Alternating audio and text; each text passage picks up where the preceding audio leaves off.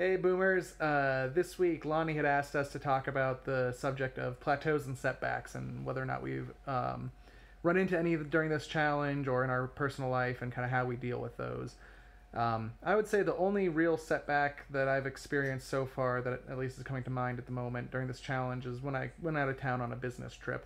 That was kind of a setback that I had to figure out how I was going to handle it, how I was going to work with it, and how I was going to, make sure that it didn't take me too far off of track. Um, and luckily, because I knew going into this challenge that was going to be happening, I was able to kind of go in with the mindset of like, all right, how will I handle this business trip? It's only 4 days. What will I do to make sure that I stay on track during those 4 days? So luckily, that one I kind of was mentally prepared for going into and knew that it was going to be coming up, so I could plan for it.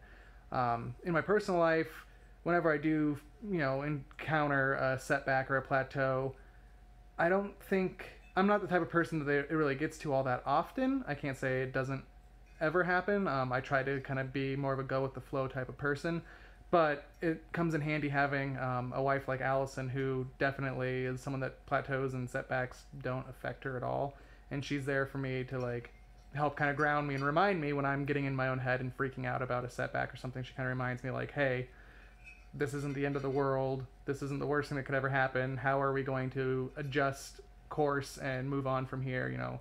How are we going to learn from this and use this to get us back on track?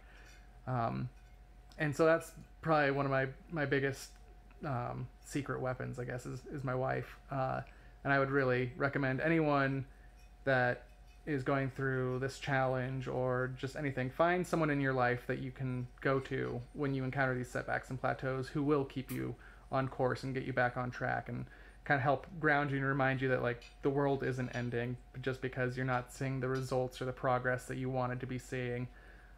Even if it's just an accountability partner at the gym or at work or a friend or heck me, I don't know, anybody that you could come to and say, hey, this is something I'm encountering, and that they can kind of remind you of what's really important. I think that's a huge thing to have in your life. So yeah, that's what I got for you this week.